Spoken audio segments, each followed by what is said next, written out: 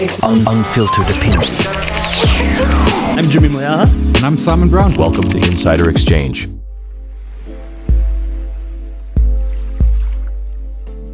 We are diving into the latest calls by a Republican named Ronnie Jackson to introduce a US-South Africa Bilateral Relations Review Act of 2025. The particular piece of legislation has found approval in the House of Foreign Affairs Committee by 34 to 16 votes, and that means it moves on to the House to be voted on, thereafter to the Senate. We're going to take a look at the implications of this and what it could potentially mean for US-South Africa relations.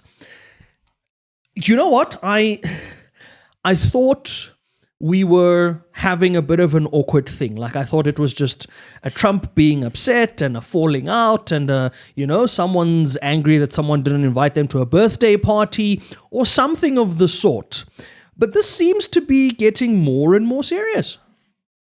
Yeah. I think there is real antagonism from the Trump administration towards South Africa. And to your point, it's not just tariff stuff. Equally so with Brazil, because they are busy suing their ex-president to try to overthrow the government, is currently going through court processes. So there certainly is antagonism towards us. And I think there are perhaps a few things for it. I think one of them is perhaps the case that we took to the ICJ around Israel and genocide. I think some of it is the alleged white genocides that was happening in South Africa, which obviously was whispered in his ear and was bogus, but that's never stopped Trump before. And just a general dislike for us. And maybe there's also some just good old-fashioned deep-seated racism in there. Because, it's on the ICJ case, the Israeli lobby is strong in Washington, so maybe it's that. And Washington, more than just the White House, Congress, the House and the Senate, in a sense there. But otherwise, it's just kind of like Trump just wakes up with an bee in his bonnet. Why does he care that the Brazilian former president is being taken to court or being prosecuted for trying to overthrow the government? Because he tried to overthrow a government. There you go. No, the insurrection was not Donald Trump's fault. You have no evidence of that, despite the fact that he was found guilty on some other charges related to those sorts of things.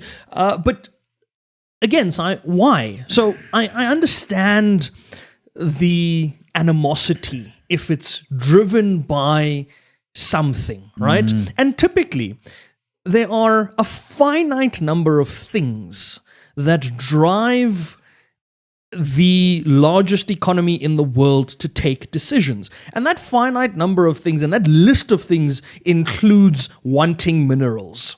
And therefore, wars are declared, right? We've known this, right? That's been something that's happened in the past. Nobody is under any illusions that this has not been in the name of, it's disguised as in the name of peace and all those sorts of things. But the thing that I see as a new introduced variable is exactly what you're saying about the Israel case, right? Now, I know a lot of people, a lot of analysts, both in government, out of government, have said that it's not so much to do with that alone, but it's to do with all other factors as well, compounded by the Israeli thing. But for me, we've had currency issues and crises in the past. We've had load shedding in the past. We've had our own domestic issues long before President Ramaphosa became the president of the country. And in that time, there was never a direct move to act against South Africa. Look, the Republicans have always been way more antagonistic towards us than the Democrats. That's just a stated fact. Also BRICS. So if you look at BRICS, right, and with a little s at the end, so he dislikes BRICS intensely because it's and we kind of get why.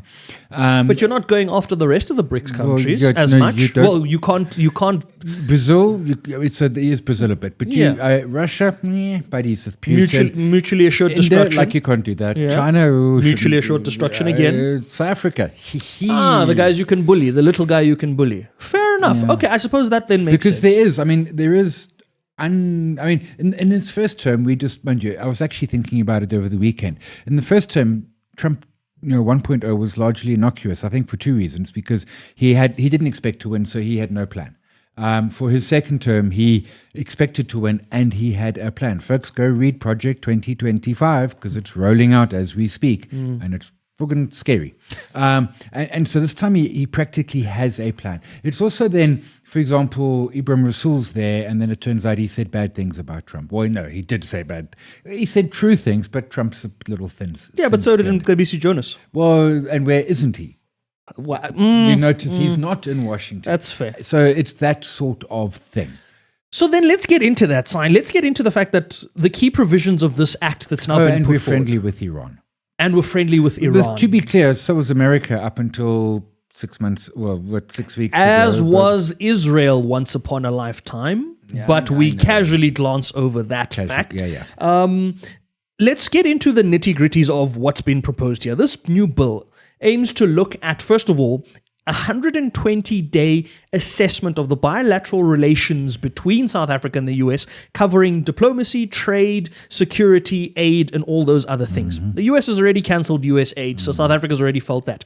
Trade, we're already getting tariff conversations. That's been happening. Security is something that hasn't come up as yet. Diplomacy has happened already. Ibrahim Rasool, Mcebisi Jonas, that's already come out. Security now, I'm thinking along the lines of certain individuals not being allowed into the country. So putting travel bans on certain individuals.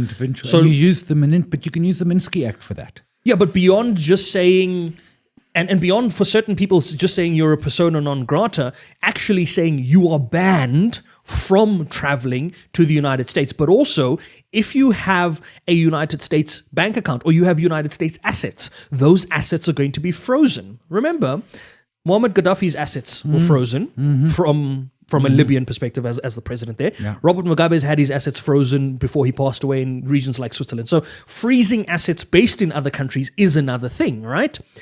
From a South African perspective, and this is where I want to look at kind of the potential implications and ramifications, right? In two parts. Part one, if it's on certain individuals, as we expect it might be. And there's an argument to be said that freezing assets on government officials who are corrupt is not the worst thing in the world. Right? Except for a small problem. You have to prove that they're corrupt, I suppose. That's part of it. Zondo. Oh, fair. And that just means like most of our cabinet and most of our MPs. But that wasn't the problem you were raising. That's what essentially the Minsky Act is, which it was Russia and it was Bill Bowden, really good book, and I forget what it was called. Well worth the read. But his friend was called Minsky and that got killed. Was it Minsky? Something like that. And it is around corruption. And I don't particularly think that's a bad thing. But it is weird. We're also got to be clear to the oak who's currently raising it. He gets a lot of money from Israeli lobbyists, etc. I mean, there's some no link there. Yeah, there's some games happening here, but it is a case of targeting individuals is, I think, in some ways better than countries. You want to target because to be clear, if we have got a corrupt government, targeting the individuals is nasty for them, but it's agnostic to the country. Yes. If you target the country, like it's going to hurt us. Absolutely. And then I'm angry. And that's kind of what I want to look at, because if we are expecting a targeting of individuals, then South Africans might not really care. They'd be like, okay, cool. If you're on that list, that's your own problem, right? It's like the Epstein list. Apparently, we don't talk about it anymore. If it's a targeting of the country, it negatively impacts everything from our sovereign ratings to our markets and the liquidity afforded to us by international markets. If you've got a company that's dual listed in the US and in South Africa, that's going to affect credit ratings, our bond rates, absolutely our currency, our everything. There's also some stuff that we have that some of the world wants. Platinum. So you see now, I don't know. Is platinum enough to? Is it enough to invade a country? Apparently so, Si. Apparently so. They're going to invade us. We've done it for less. People have done it for less. I'm too old to be conscripted. That is a good thing. So I mean, yeah. So I think the targeting individuals, I have no problem with that. I think that there should be a lot more targeting of individuals by countries the world over. I'm happy with that. I think it should be rolled out with sameness and not selectiveness. I have a question around that. And my question is that what if one of those targeted individuals is the president of the republic? Now, as a head of state, I enjoy certain privileges as a head of state, right? So I'm allowed to fly and I've got diplomatic immunity and all those things. If those sanctions are imposed against that head of state, does that then mean that head of state themselves is no longer allowed to then travel to the United States? So take Cyril as an example. I imagine we can draw on, again, Gaddafi and Mugabe as previous examples. He can't travel to the United States. Okay. And perhaps other countries. But then maybe he should have put the money in his Capitec account. Not in the couch. Just saying. Interest. Fair enough. Fair enough. I mean, I don't know. Okay, so let's run through then from a country perspective. Because again, we've said, yes, it's very nice and hippie that it's affecting certain individuals, but that is for them to resolve in their personal capacities because they were mentioned in their personal capacities. From a country perspective, what we don't want to see is we do not want, whether we like the relationship with America or not, everybody has drawn to one conclusion. We cannot completely function if that relationship goes to zero. Correct. We can try to function absolutely. if it comes down from 100 to 80, from 100 to 60, from 100 to 50, or even from 100 down to 10. But if it goes to zero, the implications of zero are there's no Ford operating in South Africa, employing people in South Africa. There's no pegging of the South African rand against the dollar because that is what our foreign currency is pegged against. With Alphabet and Microsoft and those companies that have... Can I get my Apple? That's it, right? So again, if the country itself is on a sanctioned list, for example, passports useless in America. You can't travel there. You don't even bother applying for a visa. But like you said, access to certain things. At the moment, we don't even have an Apple here, right? We don't have an Apple in South Africa, and we don't have Apple support in South Africa. I know this because I went down a rabbit hole recently trying to fix an Apple ID, and it was horrendous. I ended up on a phone call with someone in Ireland because there's no support in South Africa. Now, that would mean losing access to American products, firstly, in entirety. Now, so for some people that say that's not such a bad idea, that's not such a bad thing to happen here. That also means losing access to the likes of and this is the big part about it, a JP Morgan, a Bank of America, a Morgan Stanley, that then start to underwrite assets in the financial markets like a UBS, and all of those that provide international liquidity and access for your market to be marketable in other markets. Yeah. And wouldn't that also, so if the US were to put sanctions on, and to be clear, the current proposal is more around individuals than... Yes. And apparently the likelihood of passing, according to this article, is around 1%, but I can't work out where they get that number from. So if we are sanctioned as a country for being bad, surely that would stop Standard Bank, for example, operating in London, because they're going to say to the United Kingdom, these are bad peeps, how much tariffs do you want? Are you an ally, or are you going to side with South Africa? And that's part of the problem, is that we're not falling in line and bending the knee. And that's the purist in me says you don't bend a knee to a bully, except, of course, when the bully's a quarter of the global economy. But again, so I align with the purist in you to say, if you're going to keep bending the knee to the bully, they just come back for more. Where does it stop? Correct. What does it... So something we haven't really looked at here is, if we were to, as South Africa, go and withdraw the ICJ case, does it make everything go away? No. Because there's still Iran, there's still BRICS, there's still probably just some ingrained racism coming out of American politics, and there's a lot of brown people in our country, us being Africa and all. I don't think it goes away. I also think it's to your point you made, that when you give in to the bully, they don't go home and say, I won that war. They come back with bigger fists. Well, Trump historically has gone back and said, I've won that war. He likes taking victories. He does. He enjoys those. Sure, no, he will take the victory lap, but it doesn't stop him bullying. I mean, it doesn't. And we've seen it before. China gave him some things, and he didn't stop. Although I do note that suddenly tech stuff can now go to China. The chip conversation's on the table again. They've reached an agreement where they're not going to impose these things on chips. So again, when you bullied China in that situation, you didn't realize Well, China has rare earth minerals. Yes, and the impact it would have. We have oranges and platinum Hey, we've got good wine. and wine. Very good wine. Sure. Some of the best in the world. And great oranges. And great oranges. But I don't know. Yeah. Yeah. See, so and that's the thing, right? We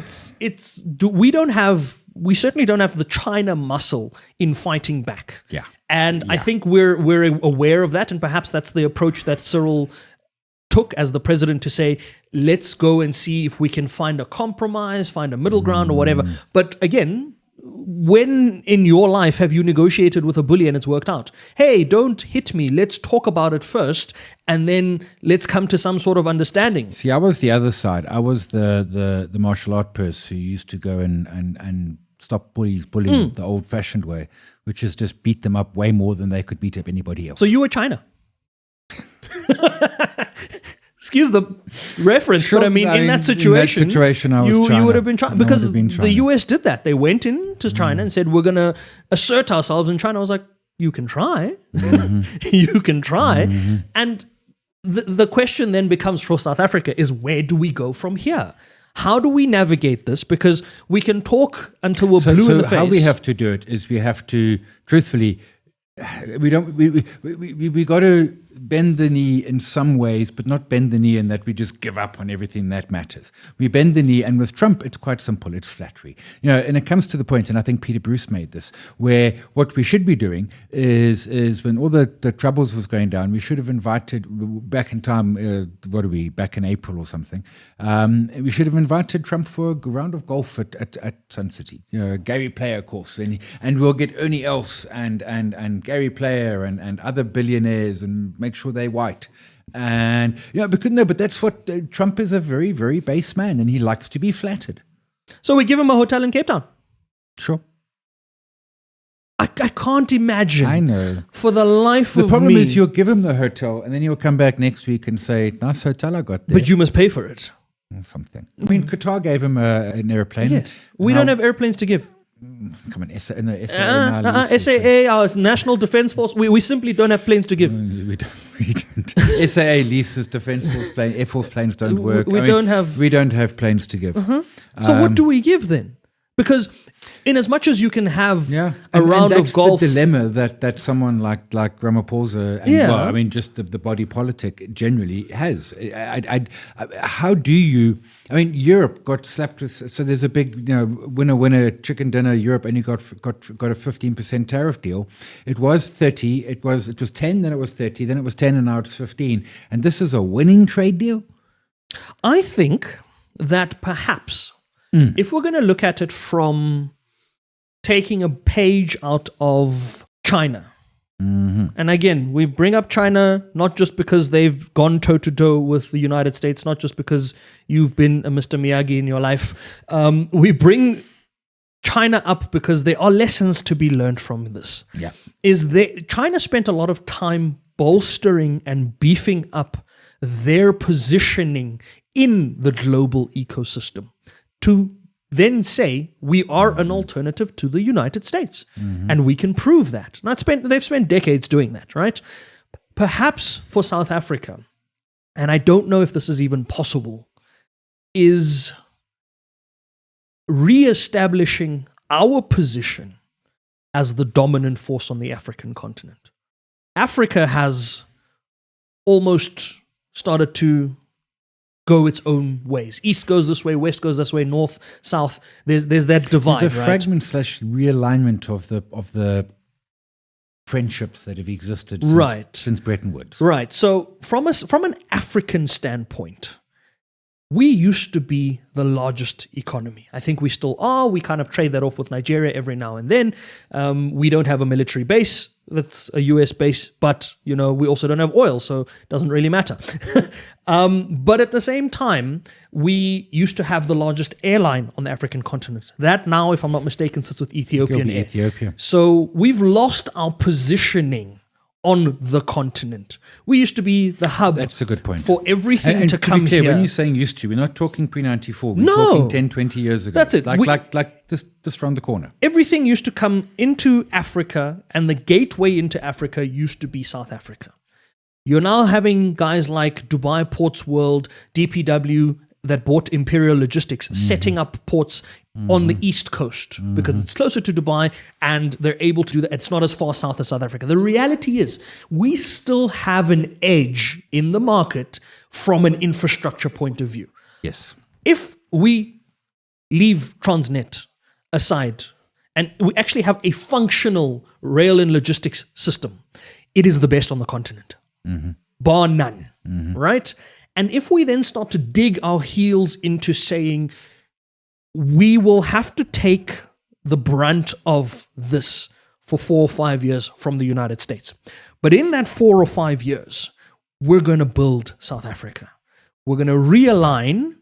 We're going to prioritize making sure that by the time President Trump leaves office in the White House, whoever the next president of the United States is understands that South Africa is important to the African continent and to the world.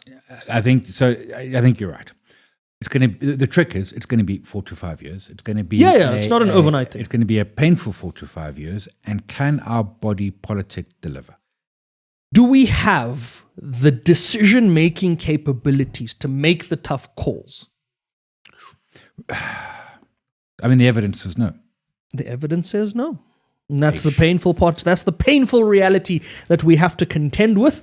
We hope that this doesn't have implications on South Africans at large. If it has implications on certain individuals, then that is for those individuals to take up with the United States, and perhaps that could be the saving grace of the South African story, is that it is not affecting the people. But at the end of the day, we need decisive leadership, and we need decisions that are going to not drive the agendas of few forward, but the agendas of the country forward. Isn't that what we elect officials to do? Yeah.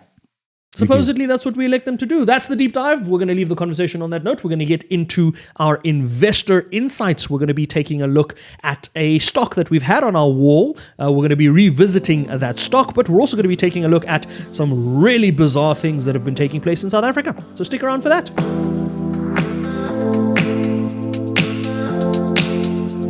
And we're wrapping things up with investor insights. We're taking a look at some, I don't even know what to call them, potentially bizarre coincidences. See what we make of them. They seem to be happening more and more often these days, and we're going to take a look at some of them. And then we're going to update one of the stocks on our wall, potentially other stocks as well. And we're going to, of course, leave you with an unfiltered opinion. City Power, the organization responsible for providing power to Johannesburg, has been going through some financial difficulties. Everything from a financial report that shows a 16 billion rand hole that cannot be plugged or that is unexplained and that's been missing and all of that, right?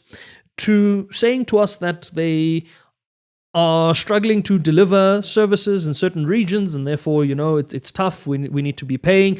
And then you find out that the Hawks are investigating them for 500 million rands worth of fraud, of which 300 million at some point went into things like air fresheners and mops. That's all. That's all I've got for you, eh? I had...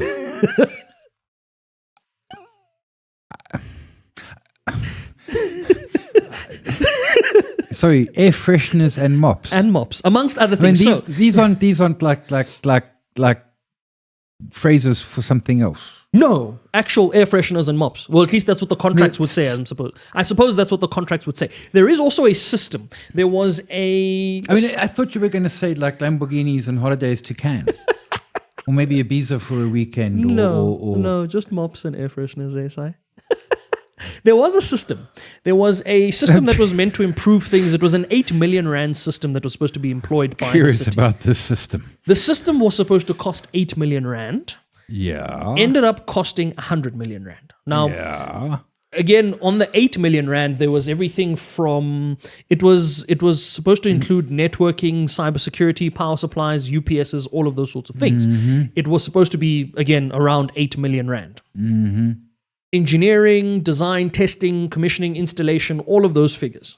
8.66 million rand was what the budget was initially quoted as. There was no adjustments to the scopes and all of that.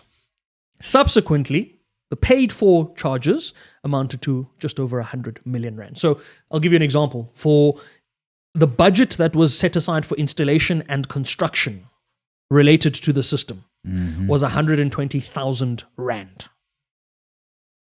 The actual expenditure for that particular line item was 17.5 million rand. So I'm still looking up the prices of mops. So I found a mop. To be clear, it comes with a trolley and a winger, and I mean this is like an over-kitted, like this has got bowls, whistles, and wheels. And some, yeah? 8,000 rand. 8,000. But if you just want a summer mop, and this is a fancy mop, it's a 3-in-1 high-reach window cleaner Shanisa mop. 270 rand. Okay. Have you found air fresheners yet? Yeah, but it's the thing, and I've been saying this. So it's like when we build a power plant like Kusile and Medupi, and all of those, and they cost 2, 3, 4x as much. And truthfully, they just built a power plant in America, and it was the UK, and it cost 2x as much. And that's not, when the money is stolen, it offends me. But at least leave me a functioning, working thing. Leave something that I can use, but like not a mop. Like if you're gonna not build the hospital and you're gonna steal the money, no man, build the hospital and then cream some money off the top. Like that would offend me. Leave the but service at least there would be a hospital. When you fix the road, fix it and then cream some off the top. And don't fix it so that it breaks the very next day. But do fix it proper. I mean, if you're gonna scam us, at least and I think that's part of the problem, right? And to be clear. Best don't scam us, but let's. Well, I mean, let's be alive to the fact that whether we like it or not, it's been happening for a long time, right? So my thing around it is as well, and I suppose this is part of what FATF had an issue with in South Africa as well. You know where the money went. You have the bank account the money was paid into. You can quite easily go back to those parties and individuals and say, you need to give us the money back. Now, obviously, you face the challenge of those individuals saying, well, we provided you with a tender, you accepted the tender, or you accepted the price or whatever it is, and we rendered the service. But then, prove to us that you rendered the service. Now, delivering mops is fairly easy to do, especially if I'm paying 10 Rand for them and billing 1 million Rand per mop, or whatever it is that the money is. But like you're saying, there's so many situations where the actual service or the actual product is not delivered. And there's no recourse, no repercussions, no accountability, nothing of that happens from that perspective. And then one wonders why we have the problems that we have. Why people then don't want to... I mean, so part of why this came up was there was a comment around the private sector sitting on 1.4 trillion Rand or so in cash in the South African ecosystem and not deploying that money. Yes. And there's been huge pressure from the government to say, no, the private sector must come in, they must get involved, they must do this, they must do that. But let's be clear, every single time that you've had the opportunity to do something, you've delivered nothing. Yeah. And so for you to then come and say to private capital that works hard to generate its private capital, to then just say, no, give it to us, we're going to put it to work, we demand that you do this. How does that make sense, right? Private capital, I mean, 1 trillion rands or so in the South African economy would be fantastic right now. But how do you expect private capital to deploy when you yourselves can't show that we should trust you? Yeah.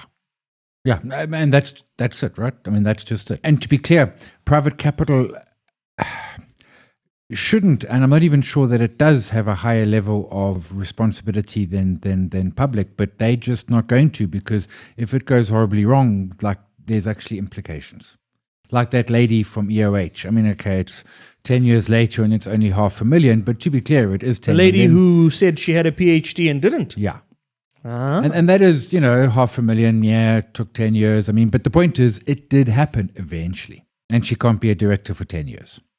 Eventually, I suppose, right? But I mean, at this rate, we can't afford for these things to continue happening at this rate and then not having the accountability and then expecting that our economy is going to grow. We've had a stagnant economy for more than 10 years, and now you're sitting there saying to the productive members of the economy that we want more out of you and we're going to do even less. Yeah. Makes no sense. Let's move on to our stock pick. Let's move on to our wall, because this is a conversation that can be around forever. We're adjusting something to the wall. We've got something on the wall already. We are re-looking at some of the things that are on the wall, and we're seeing how we make some changes, starting with Alphabet. Yeah, so we spoke earlier, or whenever it was, around Alphabet. I mean, I very much like it. I also think it is, a while ago we were saying this is actually a cheap-looking stock. Now, it's run a whole bunch. Let's be clear around that. On the back of the results, it's up 13% in a month. But like year to date, it's up only 2%. It's up 15% over the last year. This is Alphabet sitting on a forward PE of sub 20. The 10-year mean is 38. Let me zoom that in because, 10-year mean is 30. 5-year, which is maybe better, is 26. I just think Alphabet's looking cheap. And I think that there are two things that spook in the market. The one is there's a couple of cases happening right now with the Department of Justice. They're being sued. There are 2 cases ongoing. They have lost, and there's going to be remedial action. We're not sure what that remedial action will be. It might be you have to spin off DoubleClick or whatever, Chrome or something like that. Truthfully, I think the sum of the parts that would actually be good for Google shareholders. It's like if Amazon spun out AWS, I think the sum of the parts would be more than Amazon. So I don't think, and notwithstanding, if we look back at the Microsoft example, so the one Judge Meta, and not Meta as in Facebook, Meta as in Mr. Meta, or maybe it's Mrs. Judge Meta is going to make an announcement in August. But of course, Google will sue. I mean, this is the Microsoft case. By the time the DOJ came down and said, yo, Microsoft was like, yeah, but we're not even the biggest browser anymore. Not this little thing called Chrome that's eating our lunch. So I'm not overly concerned about that. The one area I am a little bit concerned about is their Google.com. I mean, I don't know when last you've done a search on there. It is a horror mess. I've stopped using Chrome because, man, Chrome uses more memory than you can imagine. So, I don't use Chrome. I don't use Google.com. I use Perplexity. I occasionally go to Google.com. And when I do, I'm reminded why I hate it so much. But they did talk around 450 monthly active users on their AI platform. So they're getting that space there. They are spending vast amount. They're up their CapEx spend. Their cash and cash equivalents, 95 billion. They're spending, tens of billions every quarter on CapEx, but their free cash flow every quarter is like 40 billion. They can afford it. They are building for the next level. We saw an interesting letter from the Microsoft CEO who basically said our business has never been stronger and we're going to fire 6,000 people. My words, not his, because of the efficiencies that they're getting internally from the likes of AI and stuff. And I just think that they are cheap right now. So we've had Alphabet, Google sitting in neutral for the longest time on our wall. Is it time to move them up? Yeah. Yeah, I think so. I mean, so I did I spoke about them a little while ago, a few weeks ago, in fact, maybe a few months ago. And as I say, they have run since then. They were 160-ish when I last chatted. They're now 193. They are, let's be clear, just off highs. But if you look at lots of the crazy valuations in the Mag 7, they are not these crazy valuations. To be clear, and there are risks. I mean, their key product, which is .com, which is Google.com, is a dog's breakfast. YouTube is the biggest thing watched on TV. And to be clear, TV, not mobiles and computers and tablets. The biggest watched on TV in America, bigger than cable, bigger than Netflix, bigger than absolutely everything.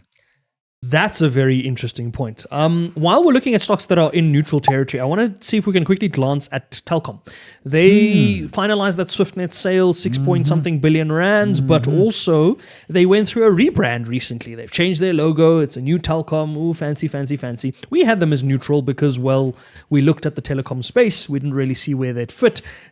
Do we move them?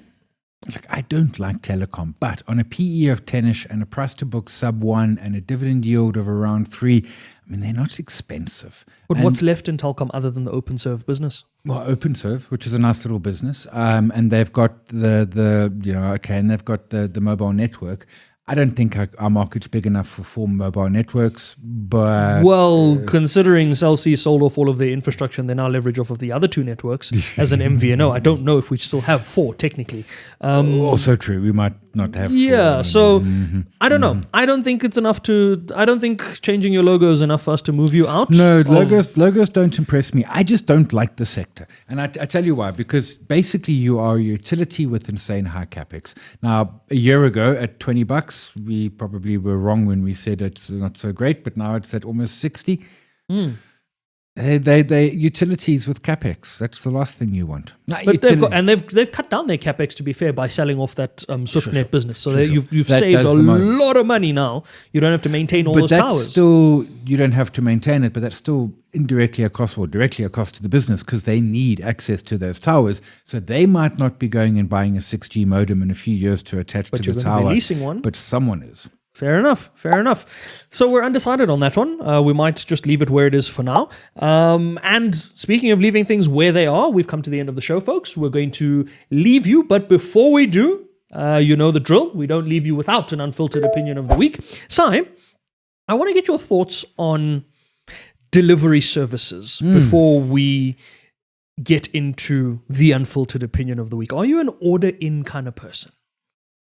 I haven't used a delivery food. I haven't used a food delivery service in about 2 years. There's an exception. So if I want pizza, I go to my pizza place and they bring it. But the Uber Eats and stuff like that, no, because I live in Rosebank and like there are 40 or 50 restaurants within a 4-minute walk of where I live. Why am I ordering in? What about groceries? So again, Pick and Pays. So Checkers. I used to use the 60/60, but now I just feel silly because actually the guy on the motorbike has to go the long way around the block because of the one-way streets. And again, I can walk it quicker. So I haven't used 60/60 unless I'm out of, okay, to be clear, like when I'm down in Durban and sunning myself on the beach, I'm ordering curry from Britannia and I'm doing it on the app. And I'm ordering beer from Checkers because I'm a lazy oak. But when I live in the heart of Rosebank, like I've lived here 2 years now and I haven't used a delivery thing in 2 years. I do Uber all the time, but like the deliveries, I used to, not anymore. So that's the unfiltered opinion, and I like that you brought up 60/60 because the unfiltered opinion is potentially around them. It's more of a question, I suppose, and I'd like to open it up to our community as well. Tell us your experiences with this as well. Are Checkers 60/60 drivers or delivery riders the blue lights of the retail space? In other words, are they like taxi drivers? Are they a law unto themselves? And do they do whatever they want, whenever they want? I, for one, have seen a lot of 60/60 drivers abiding by the laws. I think South Africa still suffers from the fact that we don't have enough awareness around motorbikes in general, motorcycle users. There's too many motorcycle accidents that are happening on the road. We don't have enough awareness around that. That I'm going to put a pin in and park there. But around the Checkers, the 60/60, the delivery services, it goes beyond just the delivery part of it, right? Think about the in-store experience as well. You now have people in store rushing to pack orders because they're going to be out at a certain time, rushing past you as you're doing your shopping, parking the trolley everywhere, picking up items, moving, all of that chaos that comes with wanting to provide efficient delivery and efficient services. Is that now creating an environment where people are now living by their own rules for the sake of the deliverables and the KPIs that exist there, in the same way that we kind of saw it happen with something like the taxi industry? I think so.